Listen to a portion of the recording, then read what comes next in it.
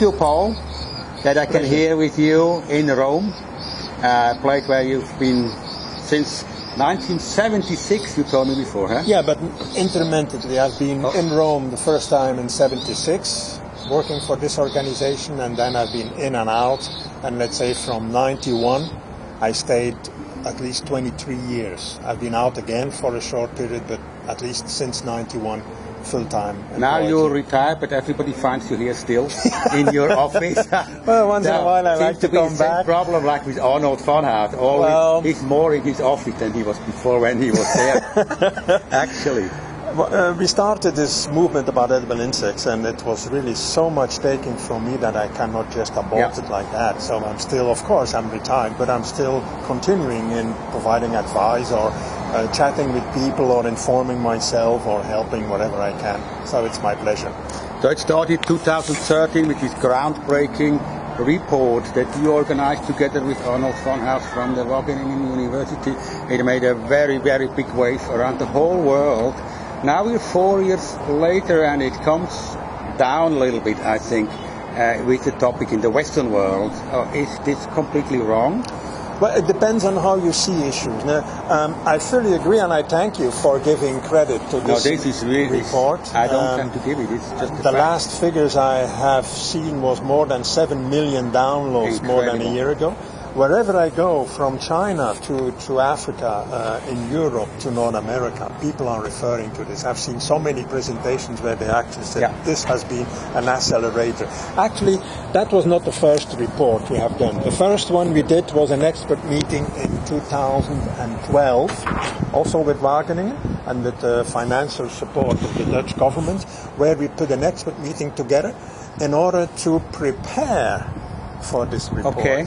So we brought together expertise from... Where was this? In Rome. In Rome. In this organization. So we brought experts together from all over the world, from different point of view, from, let's say, the feed industry, from people who have a survival, let's say, for the poor people who cannot take care of their own protein supply, also from the food and from legislation, from Codex Alimentarius. So there was a wide range of experts coming together here, and they actually were the architects. They actually gave us the map on how to build up that report. So, but you want to say that only in 1 year you finished the whole thing from there? 2012, and then we had the chance that we had Arnold van Hout, who was professor in Wageningen, and we made an official arrangement between this organization and the Wageningen University.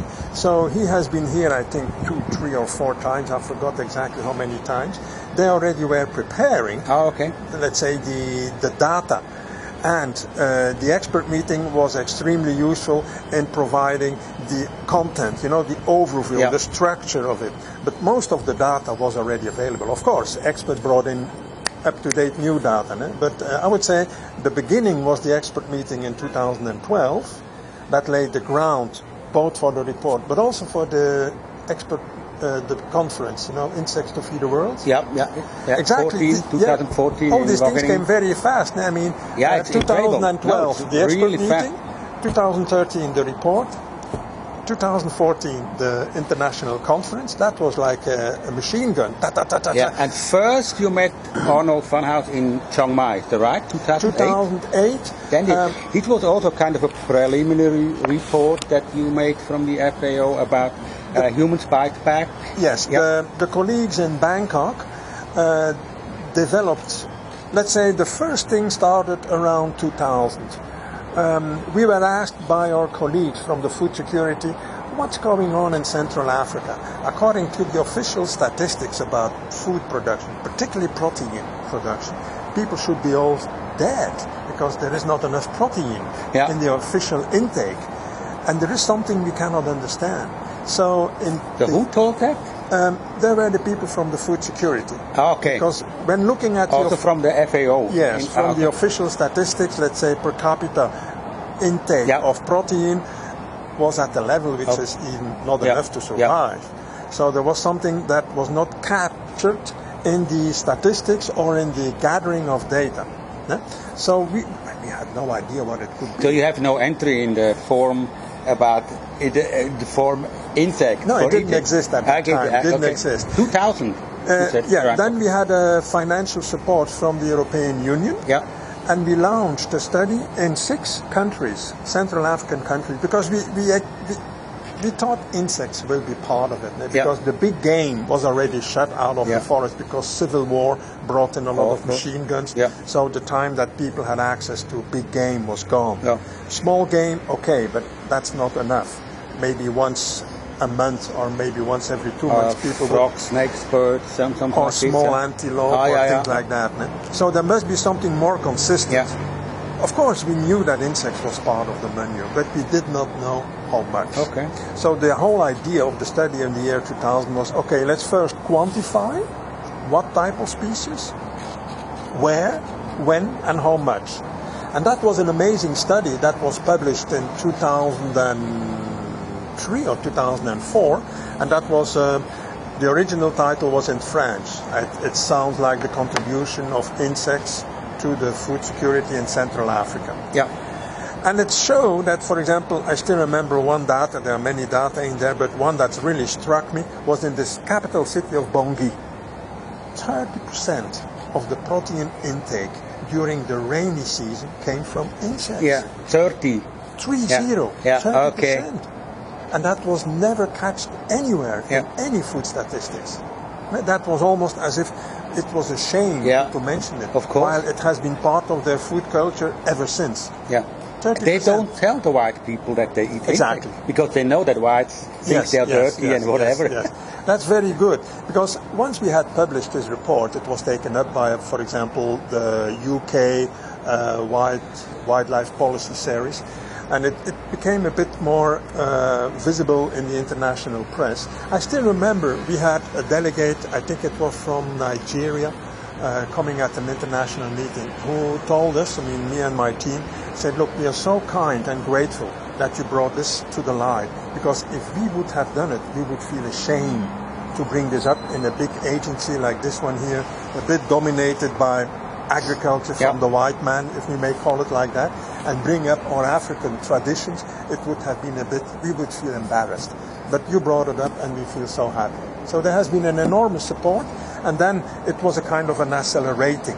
There was the meeting in Chiang Mai, then there was an FAO expert, an FAO technical cooperation project in Laos. And then one after the other, Thailand came up. The ball went rolling very fast. And all of these reports you can download for free from the FAO server. Tell me about your connection with Arnold van Hout. He told me also that he met you first 2008 in Chiang Mai. And also it was kind of it was not a big organization that made the meeting, but it came like an accident. He came in my office and said, look, we need to talk. Because I did not knew him. And he has heard from me, because we have done these studies about the food security of edible insects in Central Africa. And he was talking about his project in Wageningen and the meeting in Chiang Mai.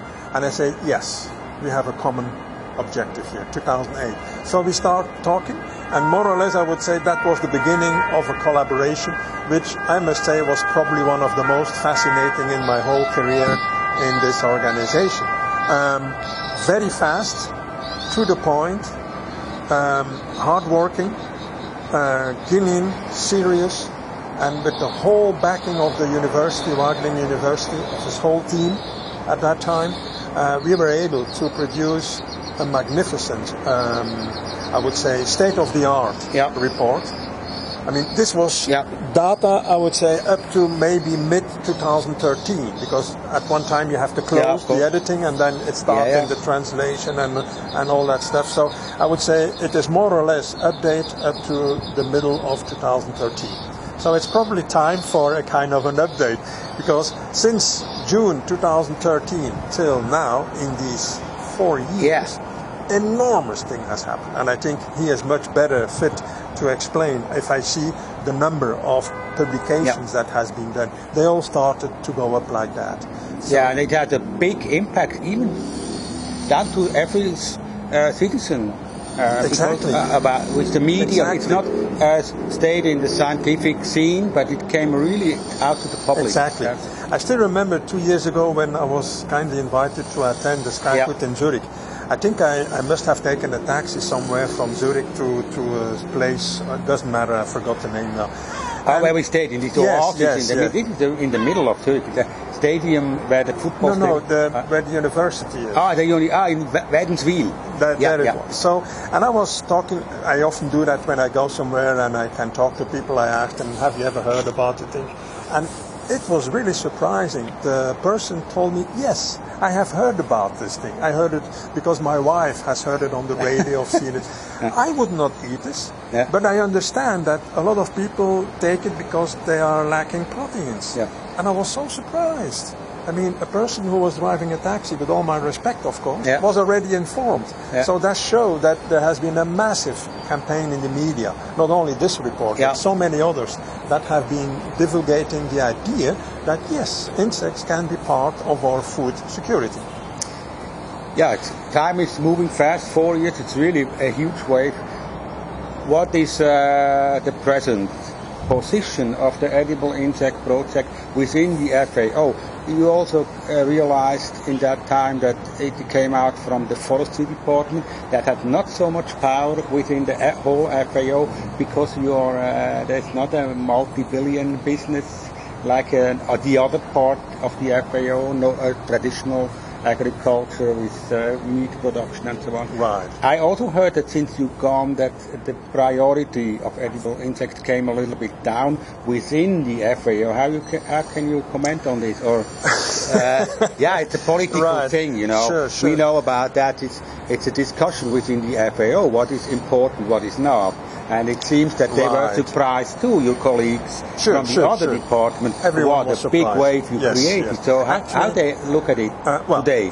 Actually, it has been the publication of this organization that has been most downloaded, most cited in the press. So, of course, some people may not be so happy to see that their work has not been cited as much. Let me first explain why it came out of the forestry department. Because in the forestry department, I was dealing with a program that was looking at the wild gathering of food in order to supply people with the mushrooms, berries, seeds, hunting, fish and things like that. We still have to understand that on this planet there's probably still about almost 1 billion people for whom gathering and hunting is still a component of their livelihood. I'm not saying they 100% depend on it, but in some moments of the year, they will depend on gathering wild plants or wild animals in order to supplement their food. Some because of necessity, probably the majority. Some because of, I would say, interest or things like that. Anyway, so it is an issue that is valid both in the developed countries as well as in the developing countries, of course with different priorities. So in our studies that we have been doing about gathering the importance of the wild products, plants and animals that are used for food security, we had already noticed that insect came up very frequently from the Amazon to Africa to South America.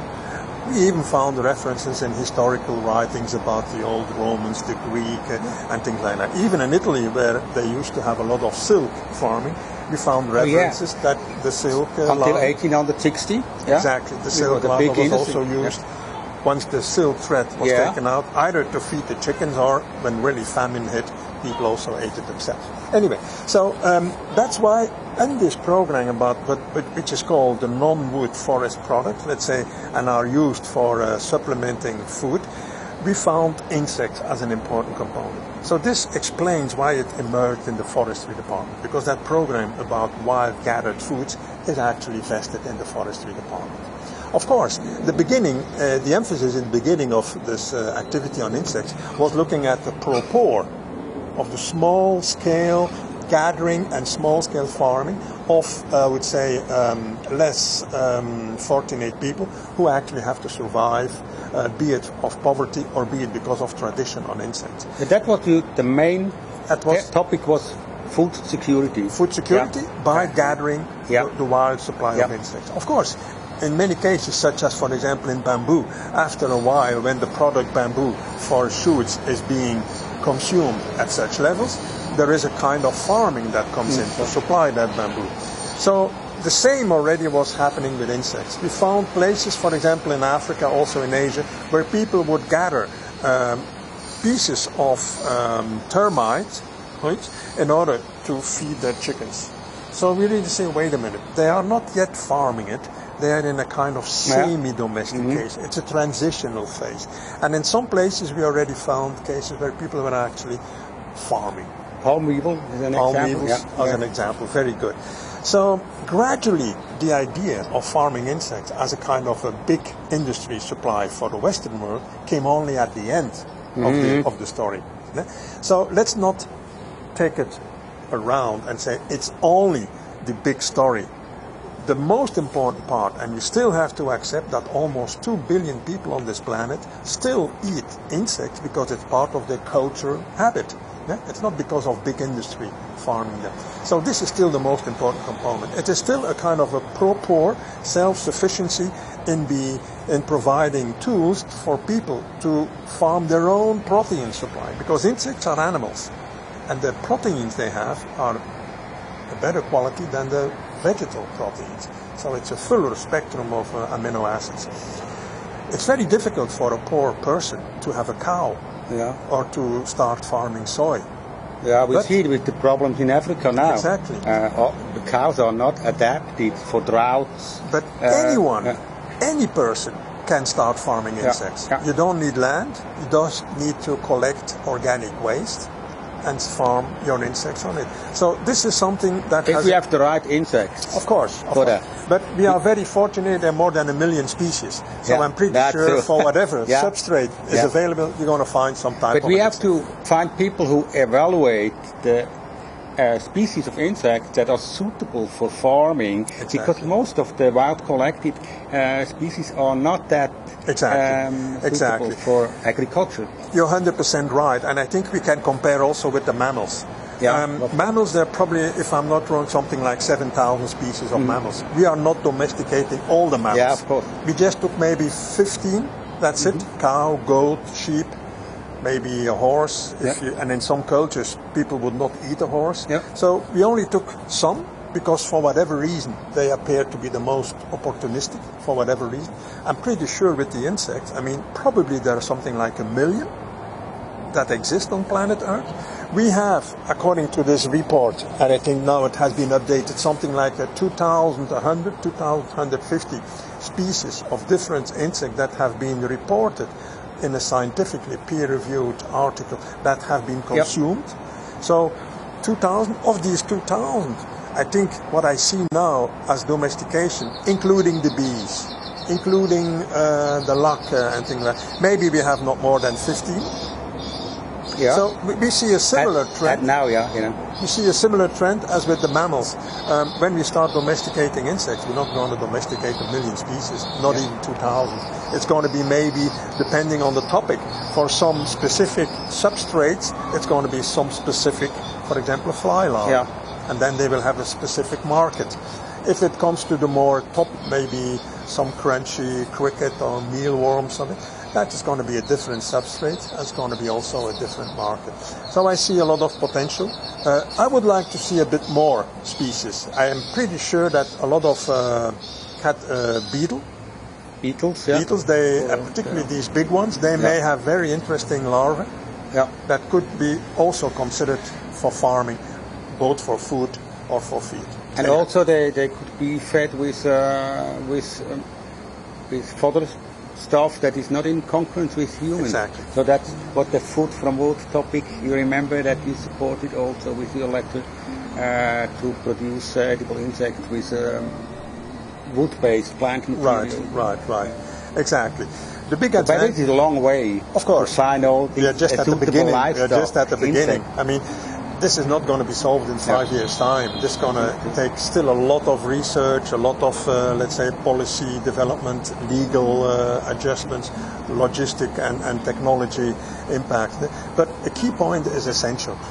If you compare now with our livestock, 1/3 of the feed we are giving to our livestock is actually human-grade grains like soy or corn, which we can eat directly ourselves. Yeah, and we're giving it to animals to feed. In principle, there's nothing wrong with that, but it's a loss of efficiency. If we're going to be with 9 billion on this planet, we will have to be much more efficient, particularly for animal protein production. Yeah, that's true. And therefore, insects, they offer a golden opportunity.